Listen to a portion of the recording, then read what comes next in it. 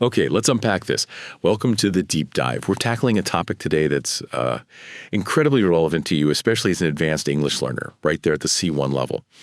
You've given us a really interesting source to work with. It's a guide called 20 Pillars of Triumph.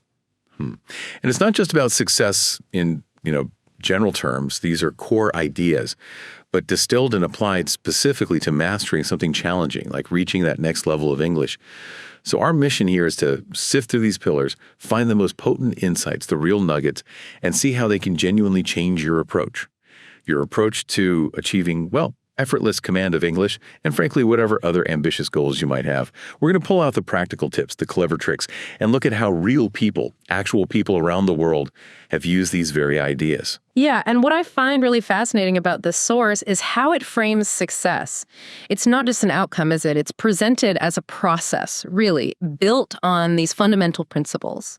And applying them specifically at the C1 level is key, because you're past the basics now. You're refining, you're navigating nuance, you're pushing towards that near-native fluency, and that just requires a slightly different application of these big ideas. Absolutely. And where the source kicks off, which feels completely right, is with laying that foundation, getting clear on where you're actually going. It talks about principle 1, having a crystal clear vision, knowing your why and your what. Why is having that really defined vision so crucial, especially at this stage of the journey? Well, because at C1, your goals are typically more sophisticated, aren't they? It's not just, I want to speak English.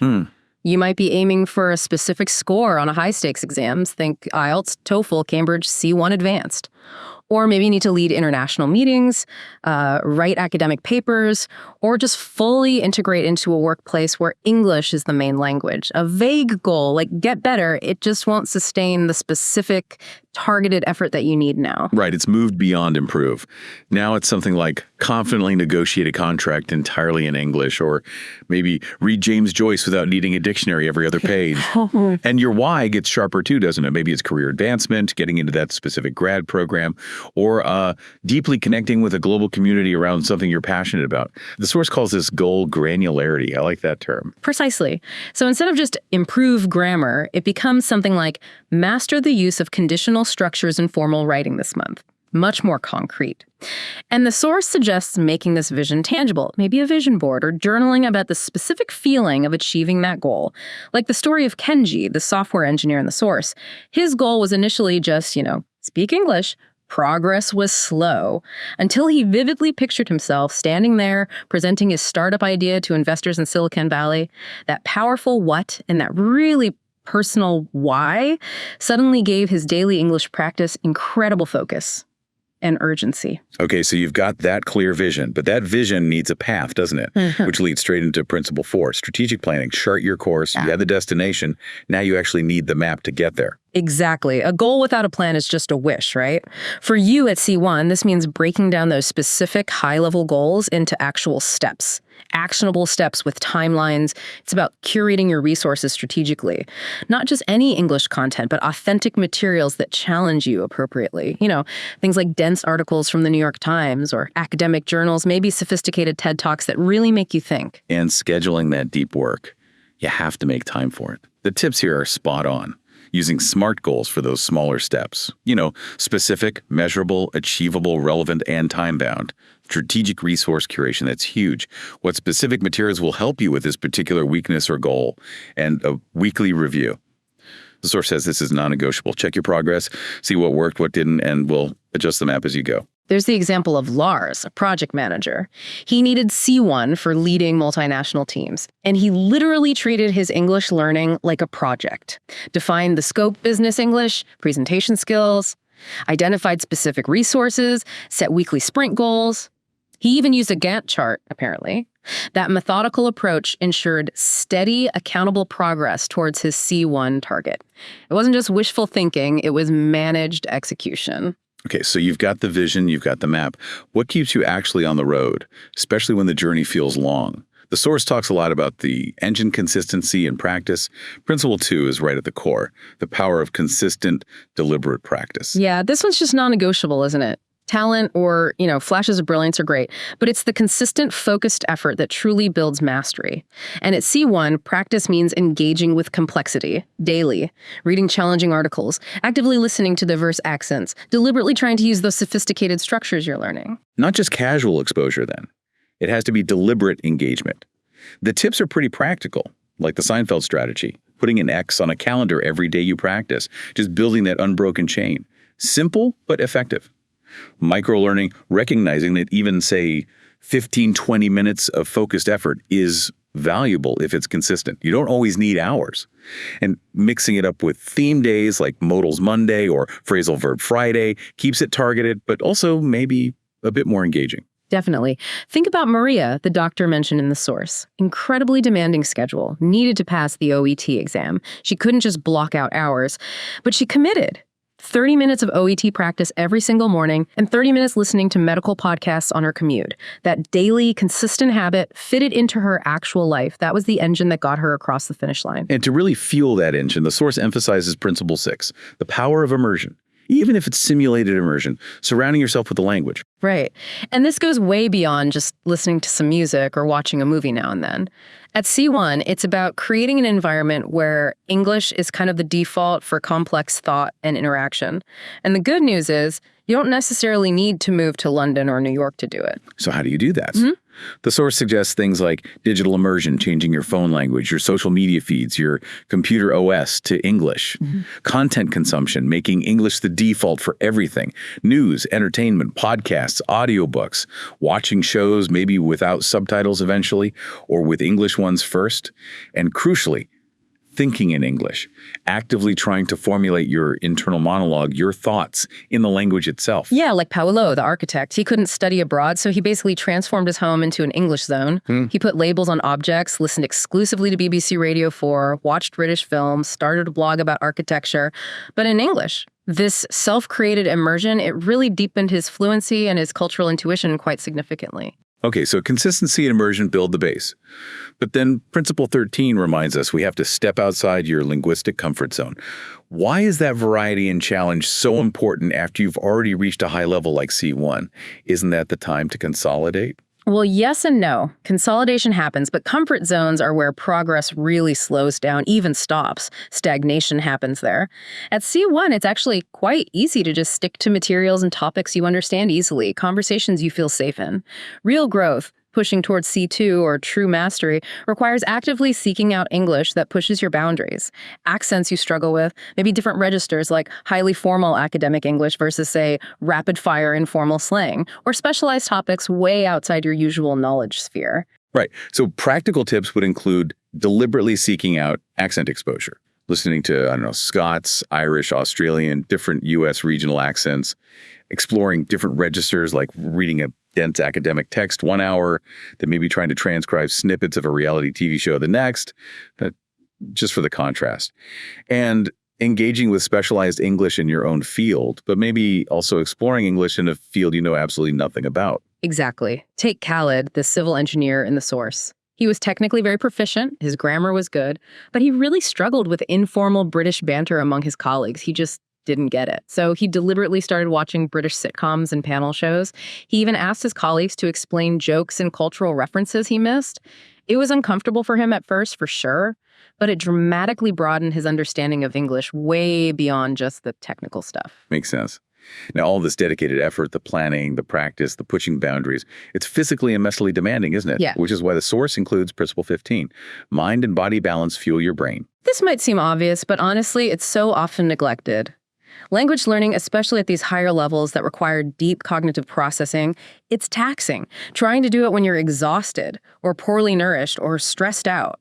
It's like trying to run a marathon on empty. You just won't get far or you'll burn out. Absolutely. So things like prioritizing sleep, staying hydrated, eating brain food, the omega-3s, antioxidants, regular exercise to boost blood flow to the brain.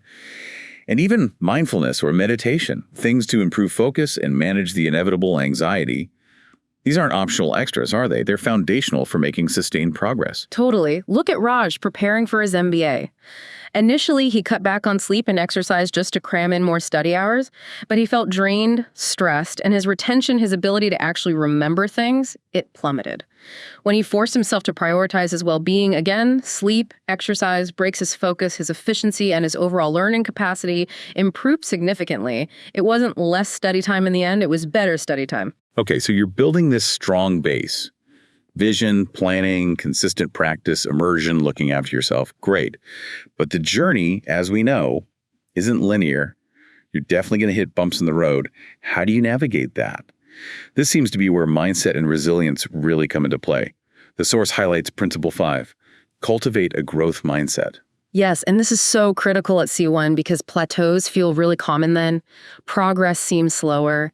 A growth mindset is basically the belief that your abilities aren't fixed. They can be developed through dedication, through effort. Challenges aren't roadblocks saying you can't do this. They're actually information telling you what you need to work on next. So instead of thinking, oh, I'm just bad at listening to fast speakers, it's reframing that negative self-talk to something like, okay, I haven't mastered listening to fast speakers yet, but with the right targeted practice, I can. It's about celebrating small wins, not just waiting for the huge breakthroughs. And crucially, learning from setbacks. Analyzing what actually happened, not just feeling defeated by it. Exactly. Fatima mentioned in the source, she struggled with listening tests. And initially, she felt really discouraged, like maybe she just wasn't good enough. But by adopting more of a growth mindset, she didn't dwell on the bad scores. She analyzed why she was struggling. She reframed the difficulty as a sign she needed a new strategy, not that she lacked ability. So she diversified her listening practice, tried different techniques. She saw the test scores not as a judgment on her, but as feedback for her process. Big difference. And that growth mindset, it makes it possible to actually do the next thing, which is Principle 3. Embrace discomfort, because the growth zone is almost always outside your comfort zone, isn't it? Especially at C1, yeah. It's quite easy to just converse on familiar topics you know well or read articles you generally agree with or find easy. Embracing discomfort means deliberately tackling that tricky grammar structure you tend to avoid, or joining a debate club maybe on a controversial topic, initiating a conversation with a native speaker even if you feel nervous about making mistakes, or choosing that dense academic article instead of the simplified news report you know you can handle easily. This source even suggests something called a mistake quota. Like deliberately aiming to make a certain number of errors just to reframe them as learning opportunities, not failures. Interesting idea. Yeah. Role-playing, challenging conversations, practicing them in a safe space first, and actively seeking constructive criticism, which can definitely feel uncomfortable, but it's pure gold for growth, right? Yeah, absolutely. Ananya, the journalist, she had this crippling fear of doing live interviews in English. She was great in writing, but public speaking just terrified her. So embracing that discomfort, she actively sought out low-stakes opportunities first. Speaking on student panels, starting her own tiny podcast just for practice, she slowly built her confidence by deliberately putting herself in those challenging situations rather than avoiding them. But even with the best mindset and embracing discomfort, setbacks are inevitable. Test scores are lower than you hoped, a conversation goes badly, progress just feels stalled. That's where Principle 9, resilience, kicks in. Bouncing back. Yeah, resilience is simply the ability to bounce back, learn from failure or disappointment, and keep moving forward. It's acknowledging the disappointment you don't have to pretend it didn't happen, but not letting it completely derail your entire effort. So the key things are acknowledge and process the setback. Feel the frustration for a moment, maybe, but then analyze it constructively. What can you learn? Focus on effort over just the outcome. Did you put in the work? Did you prepare? Yes. Okay, acknowledge that and maintain perspective. Look back at how far you've already come since you started learning English. That C1 level is already a huge achievement. Miguel, the chef in the source, is a great example. He had several really disastrous early job interviews in London. Nerves, tricky colloquial English, he just bombed them, and he was crushed, naturally, but he was resilient. He saw each rejection not just as failure, but as specific feedback on his interview skills and his understanding of informal English. He didn't give up. He practiced responses based on the difficult questions he'd faced. He immersed himself in British culture, even watching cooking shows to pick up language. And he came back stronger, eventually landing his dream job. Okay, so you've got the mindset sorted to navigate the journey. How do you make sure you're really refining those C1 skills, picking up the subtle nuances that mark truly advanced speakers? It seems to come down to feedback and observation. Principle 7 is seek and act on feedback. Yeah, and this is just non-negotiable at the advanced level, I'd say, because the errors you're making now are likely more subtle. Feedback helps you identify things that might have fossilized, maybe small pronunciation issues, incorrect idiom usage, using the wrong register for a particular situation. You simply can't fix what you don't know is broken. And at C1, you might not even realize you're making these subtle mistakes. So you have to actively seek it out. Tips include finding language exchange partners who are willing to be honest and give specific feedback, not just say, oh, your English is great. Like working with professional tutors who are trained to spot those nuanced errors. Recording yourself speaking, listening back critically can be revealing, if a bit painful. And submitting written work for review by proficient speakers or tutors. Like Chen, the marketing executive, he was fluent, confident in his grammar and vocabulary, but his mentor pointed out that his communication style, quite direct, was sometimes perceived as blunt or even rude in Western business contexts. Now, he could have ignored that, but he took the feedback seriously.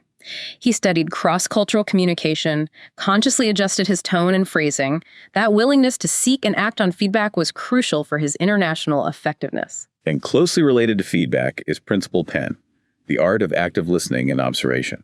This isn't just hearing the words, is it? Not at all. At C1, it's about understanding the layers beneath the words: intent, context, cultural references, nuance. It's picking up on irony, sarcasm, subtle humor, the power dynamics conveyed through language choices, cultural allusions that aren't explicitly stated. It's understanding how something is said, the tone, the emphasis, the pauses, not just what is said. So the tips are things like listen for the how. Pay attention to intonation, stress patterns, tone of voice, observe body language and the overall context, and really engage with authentic, unscripted conversations. Listen to natural interviews, group discussions, podcasts where people talk freely and spontaneously. That's where the real nuances live. Sophie, the diplomat mentioned, really honed this skill. She spent hours intensely watching political debates, press conferences. She wasn't just following the arguments, she was analyzing the pauses, the specific word choices, the tone used to convey particular messages or build rapport or sometimes undermine an opponent. This deep observational skill was absolutely vital for her success in high-stakes negotiations. We often think of success, maybe especially academic or professional success, as an individual pursuit. But the source really emphasizes community. Principle 8 is build a supportive network, find your tribe. Yeah, learning, especially something as complex and long-term as mastering a language to a high level, it's rarely a truly solo endeavor, or at least it's much harder that way. Having people who understand your goals, who offer encouragement when you're struggling, provide accountability, and share learning opportunities, it's invaluable. So connecting with other advanced learners, maybe native speakers who share your interests or professional goals, the tips are pretty straightforward. Join study groups or online forums. Discuss challenges, share resources, maybe practice speaking or writing together. Find a mentor if you can, someone who's already achieved what you're aiming for. Attend English-speaking events in your area, if that's possible, to practice and connect. Aisha, the researcher preparing to move abroad for her PhD, she felt really isolated at first, tackling academic English alone. Joining an online forum specifically for prospective international students became her tribe. They shared experiences, offered encouragement, even proofread each other's application essays and papers. It wasn't just about improving their academic English, it provided essential emotional support during a challenging transition. And interestingly, as you gain mastery yourself, one of the most powerful ways to solidify your own understanding is Principle 14. Teach what you learn. Absolutely. It sounds counterintuitive, maybe, but trying to explain a complex grammar rule or the subtle difference between two similar idioms or a cultural context to someone less proficient, it forces you to organize your own understanding.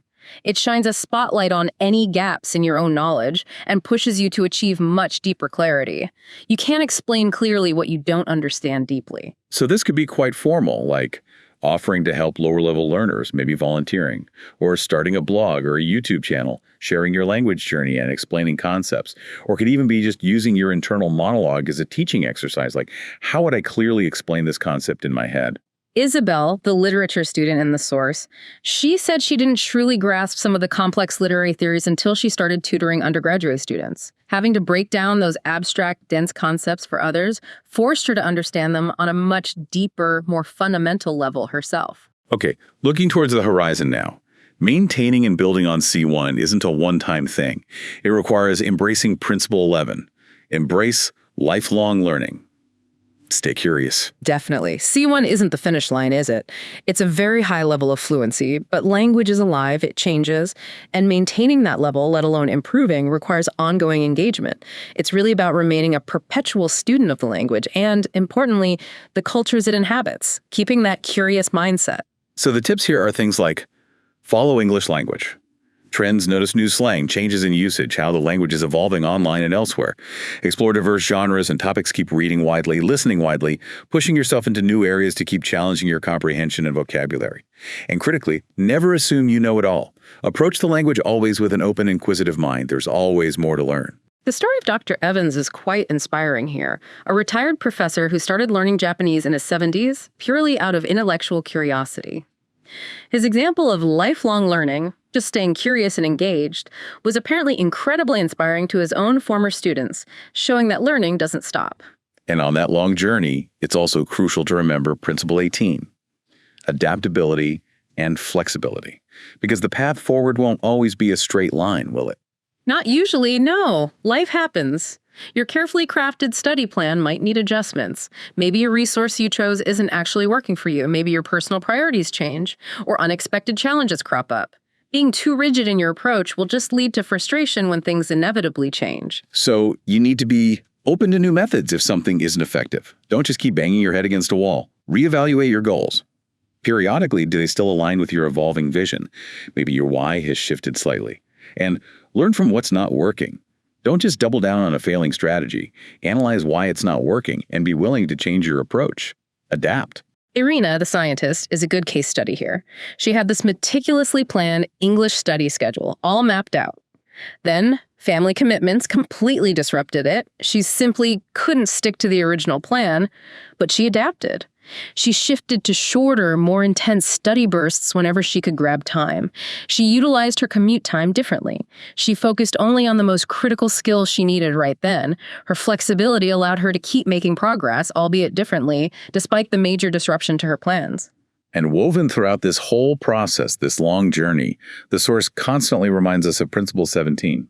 Celebrate milestones, no matter how small. Yes, because the journey from C1 to even higher levels like C2 or near native fluency, it can feel really long. Progress can seem very subtle day to day, so recognizing and actually celebrating the small victories along the way is essential. It fuels motivation, it reinforces those positive habits you're building. Things like successfully using a new, complex idiom correctly in a real conversation.